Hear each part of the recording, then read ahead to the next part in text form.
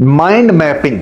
Mind mapping से आप क्या कर सकते हो, पूरे चैप्टर को एक फ्लो चार्ट की फॉर्म में आप उसको बनाओ। फॉर एग्जांपल एक चैप्टर स्टार्ट हुआ है, आपने चैप्टर का नाम लिखा, फिर आप उसके अंदर कितनी डिवीजन है। अगर एक चैप्टर कर रहे हैं, अच्छा ट्रिग्नोमेट्री का अगर चैप्टर कर रहे हो तो उसमें हाँ ट्रिग्नोमेट्री के प्रूफ्स एक पार्ट है, ट्रिग्नोमेट्री की आइडेंटिटीज एक और पार्ट है, ठीक है। उसके अलावा वर्ड प्रॉब्लम है एक पार्ट है। तो आपने क्या बना दी है, उसकी ब्रांचेस बना दी कि ये सारी चीजें हैं, ठीक है। फिर इसमें फर्दर आगे क्या है, वर्ड प्रॉब्लम में हमारे पास आगे क्या यूज हो रहा है, आगे हमारे पास सी ट्रिग्नोमेट्रिक रेशियोज यूज हो रही हैं, 2 3 ज्यादातर 10 यूज हो रही है, ये जो भी है।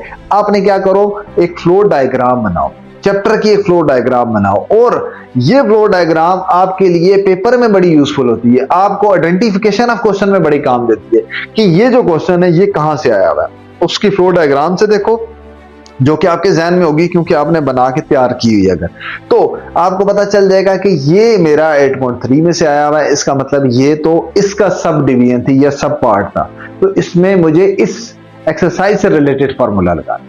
तो आप इजीली उसको आइडेंटिफाई कर सकोगे। फिर आइडेंटिफिकेशन के बाद आपका क्वेश्चन काफी हद तक इजी हो जाता है। सिंपल सी बात है, जब बड़े क्वेश्चंस आते हैं ना, बड़े पेपर्स आते हैं, उसमें एक बड़ा मेजर इशू होता है स्टूडेंट को। वो क्या होता है, जो कि सबसे पहला स्टेप होता है, आइडेंटिफिकेशन ऑफ क्वेश्चन, कि ये मेरा क्वेश्चन एक्सरसाइज 8.2 का या 8.3 का है, यही नहीं समझ आता। तो फ्लो डायग्राम या माइंड मैपिंग टेक्निक, इसको आप यूज करो। जिसको भी आइडेंटिफिकेशन ऑफ क्वेश्चन में इशू आता है वो बड़े उसके लिए बड़ी हेल्पफुल टेक्निक।